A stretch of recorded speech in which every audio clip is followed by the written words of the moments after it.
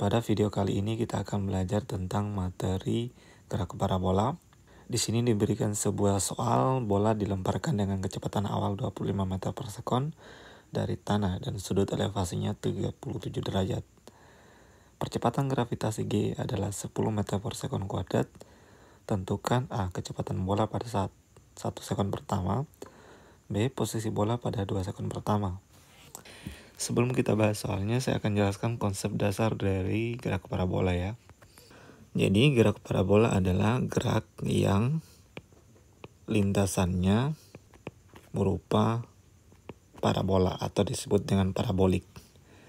Jadi lintasannya membentuk lintasan parabola, di mana lintasan ini terbagi menjadi dua komponen. Yang pertama adalah komponen sumbu X yang merupakan komponen gerak lurus beraturan. Ya, komponen sumbu X merupakan gerak lurus beraturan. Berarti untuk menggunakan konsepnya, kita akan gunakan konsep GLB atau gerak lurus beraturan. Di mana pada konsep GLB kita dapatkan persamaan posisinya X itu sama dengan V 0 kali T ya. Karena dia sumbu X berarti di sini V 0X. Kalau diuraikan karena sudut alfanya membentuk sudut alfanya atau sudut elevasinya membentuk karena V0-nya membentuk sudut alfa terhadap bidang horizontal X, maka V0X-nya bisa kita uraikan. Maka bisa kita uraikan konsep yang berlaku untuk komponen kecepatannya Vx-nya sama dengan V0x. Ya, jadi dia kecepatannya tetap, berarti koordinat kecepatan pada arah X saja. Kemudian karena V0-nya membentuk sudut elevasi alfa terhadap horizontal, berarti untuk koordinat X-nya kalau diuraikan menjadi V0 cos alfa. Dan posisinya kita dapatkan Vx dikali dengan time. Rumusan ini sesuai pada konsep GLB yang kita sudah bahas di video sebelumnya. Maka kita dapatkan rumusan bahwa X-nya sama dengan V0 cos alfa dikali dengan time. Inilah komponen arah X-nya atau sumbu X-nya. Berikutnya adalah komponen sumbu Y.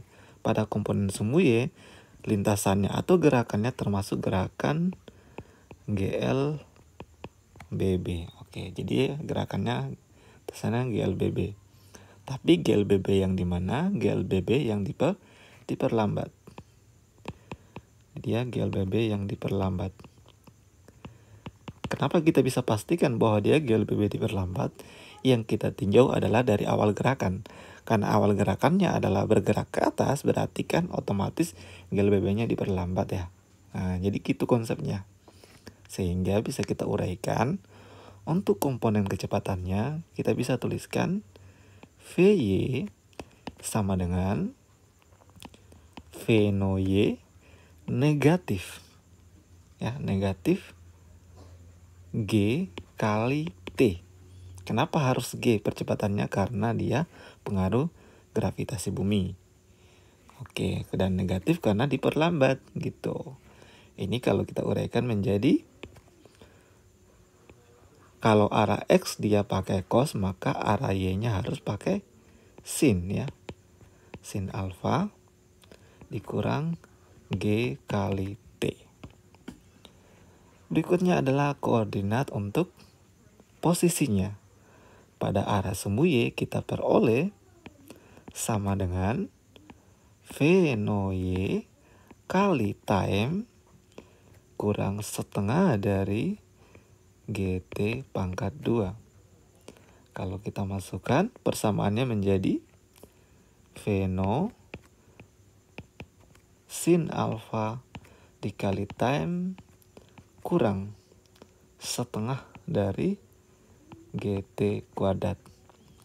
Inilah rumusan yang akan kita gunakan untuk menyelesaikan soal-soal yang berhubungan soal-soal yang berhubungan dengan, jadi persamaan ini atau rumusan ini yang akan kita gunakan untuk menyelesaikan soal-soal yang berhubungan dengan gerak parabola. Seperti di soal nomor 1 ini. Ini kita akan selesaikan menggunakan konsep ini. Oke, kita kembali ke untuk catatan sedikit. Saya lupa ya. Ada keterangan, yang pertama keterangan yang harus diingat adalah bahwa V0 adalah kecepatan awal. Kemudian X sama dengan posisi benda pada arah X, ya, pada arah sumbu X. Ini satuannya meter per sekon. Kemudian ini satuannya meter.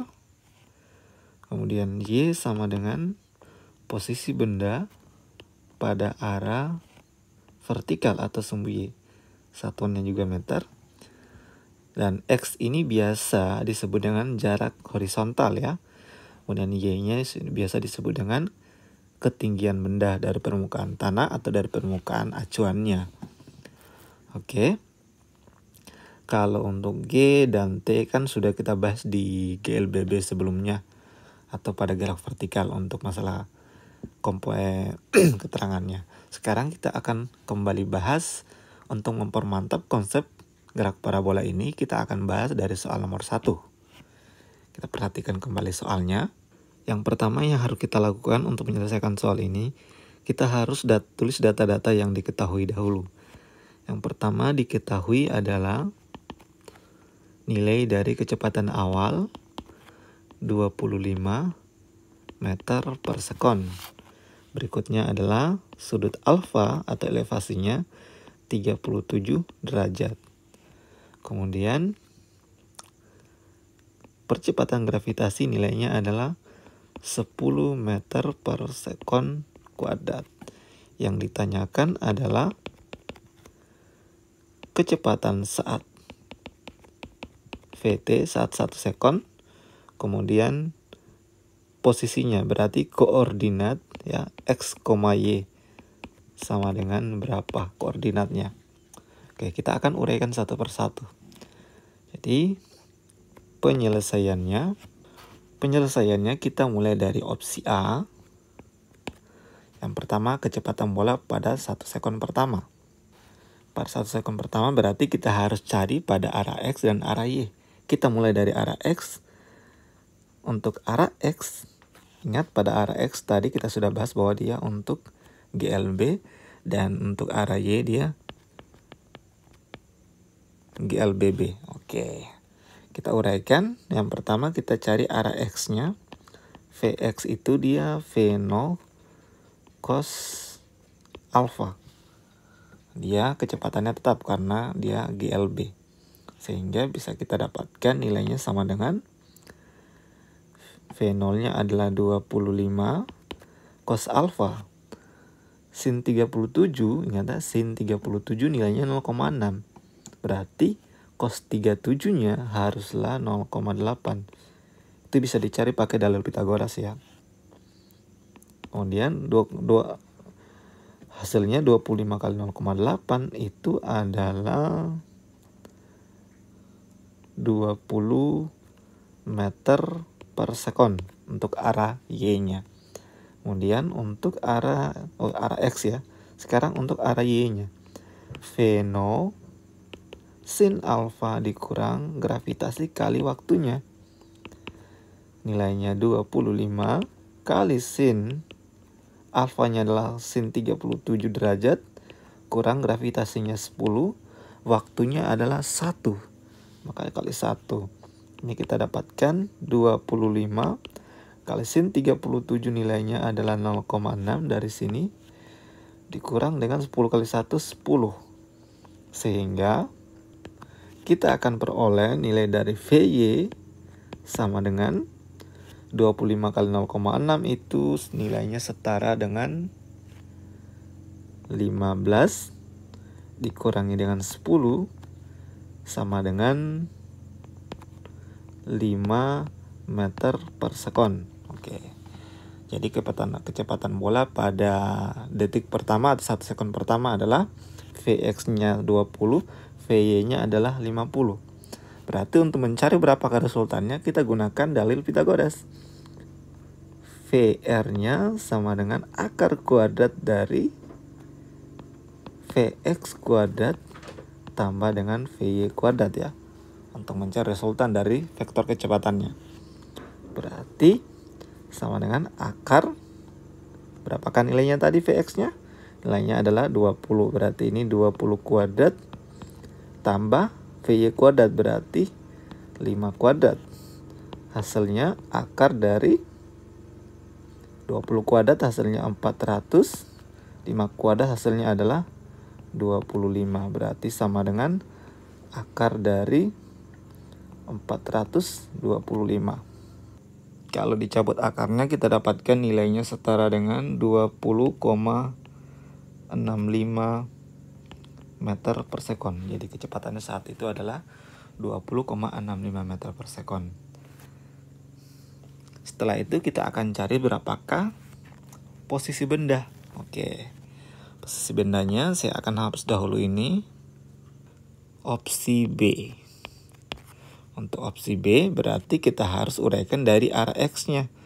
Untuk arah X-nya, X sama dengan V no X kali time ya. Karena sudah ada nilai V no X-nya, nilainya tadi berapa? Nilainya adalah 20, maka langsung kita masukkan 20 kali time-nya adalah 2, maka kita peroleh hasilnya sama dengan 40 meter. Berikutnya adalah untuk koordinat Y-nya.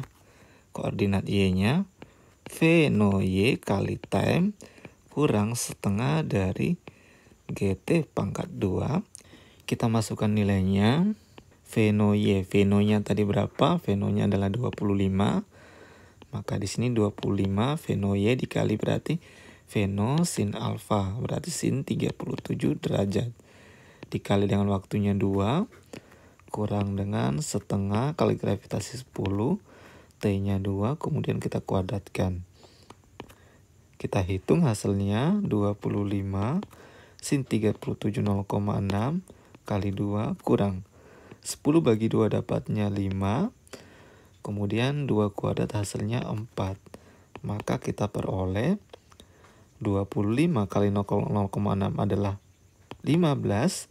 Kemudian kita kali 2 kurang 5 kali 4, 20. Sehingga di sini kita peroleh 15 kali 2 adalah 30. Kurang 20 hasilnya adalah 10 meter. Berarti posisi bola saat itu adalah 40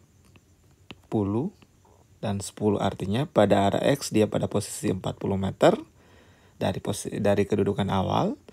Kemudian pada arah Y pada posisi 10 meter dari kedudukan awal. Oke, jadi gitu konsepnya ya. Oke, untuk lebih jelasnya kita lanjut di soal nomor 2. Kalau ada pertanyaan silakan ditanyakan di kolom komentar. Oke, kita lanjut di soal nomor 2. Dania melempar batu dengan kecepatan 20 meter per sekon. Sudut elevasinya 30 derajat. Percepatan gravitasinya 10 meter per sekon kuadrat. Tentukan waktu saat mencapai di tanah kembali. Tinggi maksimumnya, jangkauan terjauhnya. Oke. Jadi kita tulis pertama, diketahui V0-nya 20 meter per sekon. Kemudian sudut elevasinya 30 derajat. Berikutnya gravitasinya adalah 10 meter per sekon kuadrat. Ditanyakan yang pertama waktunya. Kemudian ketinggian maksimum.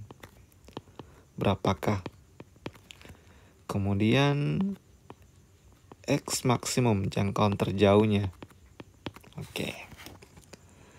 Penyelesaiannya. Yang pertama, waktunya saat mencapai di tanah kembali. Untuk menentukan waktunya saat di tanah kembali, kita menggunakan konsep posisi benda pada arah Y, yaitu Y sama dengan Y sama dengan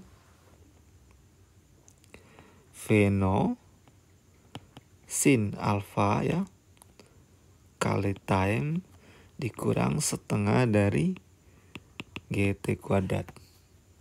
Sekarang perhatikan pertanyaannya. Waktu saat mencapai tanah kembali artinya ketika dilemparkan dan dia akan kembali ke tanah. Otomatis posisinya saat itu kalau kembali ke tanah adalah 0. Ya, posisinya saat kembali ke tanah 0. Berarti ini sama dengan V0-nya berapa? 20. Alfanya 30. Ini sin 30 derajat. Kali waktunya adalah yang kita cari dikurang setengah dari gravitasi nilainya 10 kali dengan T kuadrat. Oke, kita hitung 0 sama dengan 20 kali sin 30 setengah atau 1/2 kali time kurang setengah kali 10 sama saja 10 bagi 2 dapatnya 5 T kuadrat.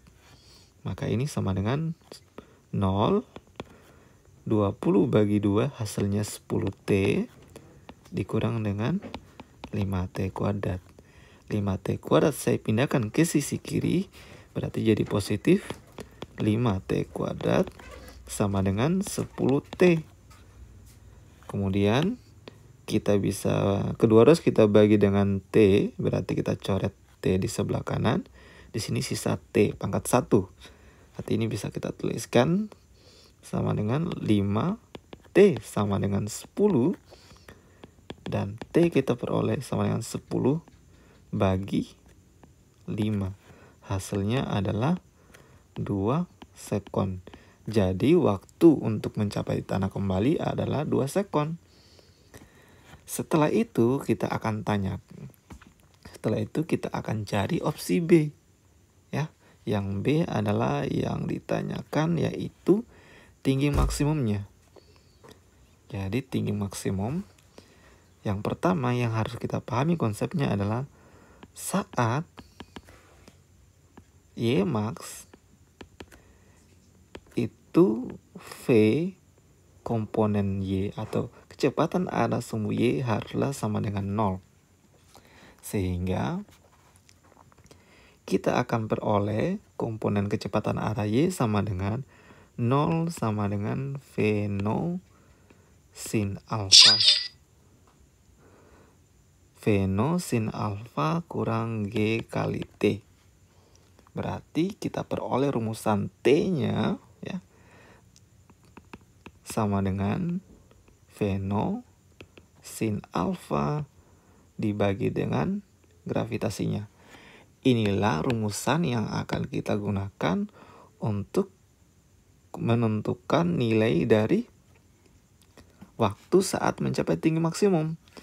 Kalau kita hitung, nilainya sama dengan V0-nya adalah 20 kali dengan sin alfa, berarti sin 30 derajat, bagi dengan gravitasinya 10, ada di soal. Berarti ini sama dengan 20 kali sin alfa setengah, kemudian kita bagi dengan 10. 20 bagi 10 nilainya adalah 20 bagi 10, 2. 2 bagi 2 hasilnya 1, berarti 1 sekon. Oke. Atau bisa juga sebenarnya kalau mau cara lebih cepat, karena di opsi A kita sudah dapatkan waktu untuk sampai ke tanah adalah 2 sekon. Berarti waktu untuk mencapai Y maksimum itu sama dengan setengah kali dari waktu totalnya. Berarti tinggal langsung setengah dikali dengan 2, dapatnya 1 sekon. Oke. Sudah yang bagian B. Oh belum, baru waktunya. Setelah kita dapatkan waktunya, kita akan gunakan rumusan Y sama dengan V0 sin alfa kali time kurang setengah dari GT pangkat 2. Kita masukkan nilainya. V0-nya adalah 20. Sin alfanya adalah sin 30, nilainya adalah 1/2 ya. Sin alfanya 30 berarti sin 30 1/2 kali time-nya 1 sekon kurang setengah, gravitasinya 10, time-nya 1 dikuadratkan. Kita peroleh nilainya, ini bisa dicoret, 20 bagi 2 10 kurang 10 kali 1 kuadrat tetap 10 bagi 2 5. Maka kita peroleh Y-nya atau Y max-nya adalah 5 meter dari atas permukaan tanah. Untuk menentukan Y max, selain menggunakan rumusan yang pertama, sebenarnya bisa kita langsung pakai cara yang kedua. Caranya gini. Y max itu, kalau kita otak-atik persamaannya, kita peroleh rumusan V0 kuadrat kali sin kuadrat alfa dibagi dengan 2G. Maka kita bisa selesaikan, kita masukkan nilainya 20 kuadrat kali sin kuadrat dari 30 dibagi 2 kali gravitasi berarti 20. Ini kalau kita sederhanakan 20 kuadrat nilainya 400, sin kuadrat dari 30 adalah sama dengan 1/2 dipangkat 2. Kemudian kita bagi dengan 20. Kita hitung, kita akan peroleh hasilnya adalah 400 dibagi dengan 1/2. Ini kalau dikuadratkan 1/4, berarti turun ke bawah 4-nya jadi 20 kali 4, yaitu per 80 hasilnya. Sehingga bisa kita dapatkan nilai dari Y max-nya sama dengan 400 bagi dengan 80, dapatnya 5 meter. Oke, jadi deh. Jadi kita bisa menggunakan konsep yang pertama atau bisa gunakan konsep yang kedua. Saat kapan kita gunakan itu salah satunya? Yang pertama bisa kita gunakan jika misalkan ini jenis soalnya adalah esai, lebih disarankan pakai cara ini. Terus kalau soalnya pilihan ganda ya. Kalau soalnya pilihan ganda, gunakanlah cara yang ini karena di soal pilihan ganda tidak peduli caranya gimana. Caranya kita yang untuk dapatkan jawaban tidak dituliskan. Maka cara yang paling cepatlah yang kita gunakan. Karena yang pertama tadi kita harus cari dulu waktunya. Sementara yang ini tidak perlu, kita langsung masukkan nilainya, dapatlah Y max-nya 5 meter.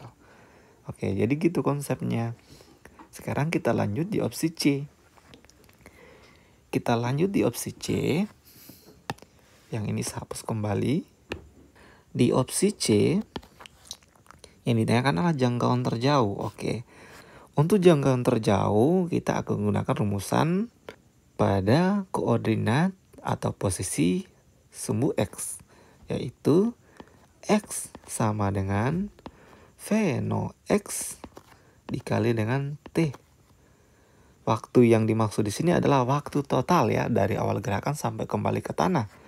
Berarti kalau kita masukkan V0 X-nya itu adalah berarti 20 kali cos alfanya 30 derajat. Dikali dengan waktu totalnya adalah tadi 2 sekon ya. Ya, 2 sekon. Berarti sini kali 2. Kita peroleh nilainya adalah 20 cos 30, nilainya setengah dari akar 3 kali 2. Ini kita bisa coret, dapat 1. 1 kali akar 3 tetap akar 3 kali 20 berarti hasilnya adalah 20 akar 3 meter. Dapatlah jawabannya. Untuk jangkauan terjauh juga bisa kita gunakan cara yang kedua. Kalau misalkan waktunya belum diketahui, itu biasanya kalau pertanyaannya soal pilihan ganda. Berarti kita bisa langsung gunakan cara X mas. Rumusan ini diperoleh dari otak-atik persamaan yang kita bahas di awal tadi ya. Itu jadinya V0 kuadrat kali sin 2 alfa dibagi dengan gravitasinya. Ini kalau kita masukkan nilainya, V0-nya kan 20, berarti 20 kuadrat ya. 400 sin 2 alfa berarti sin 2 kali 30. Berarti sin 60 derajat. Kemudian kita bagi dengan gravitasinya 10. Berarti ini 400 kali sin 60 nilainya adalah setengah akar 3 dibagi dengan 10. Ini sama saja, 400 bagi 2 nilainya berapa? 200 bagi 10. Jadi ini 400 bagi 2 hasilnya 200 bagi 10 adalah 20. Berarti hasilnya 20 akar 3 meter. Jadi silakan gunakan cara yang pas untuk kondisi soal ya. Kalau soalnya pilihan ganda maka gunakan rumus yang ini ya. Tetapi kalau soalnya misalkan esai berarti harus gunakan cara yang biasa. Yang ini cara yang biasa. Dicari dulu waktunya. Tetapi saya sarankan pahami konsep yang awalnya dahulu. Karena rumusan yang kedua ini itu diperoleh dari rumusan yang pertama. Jadi gitu. Saya biasanya gunakan rumusan yang pertama sih. Itu saya lakukan karena supaya tidak banyak rumus yang harus saya ingat. Mensiasati agar rumus yang kita ingat itu nggak terlalu banyak. Karena kemampuan daya ingatnya kita tentang variabel itu terbatas. Jadi kita harus mensiasati agar kita tidak lupa dengan apa yang sudah kita pelajari. Tetapi bisa juga sebenarnya tetap diingat walaupun sudah banyak rumus yang kita pelajari atau konsep-konsepnya, dengan cara secara rutin kita mengerjakan soal-soal yang identik atau yang sama. Oke, jadi gitu konsep-konsep dari soal-soal fisika tentang gerak parabola. Kalau ada pertanyaan, silakan ditanyakan di kolom komentar. Dan jangan lupa untuk dukung selalu channel saya dengan cara klik like, share, and subscribe. Sampai jumpa di video-video berikutnya. Assalamualaikum warahmatullahi wabarakatuh.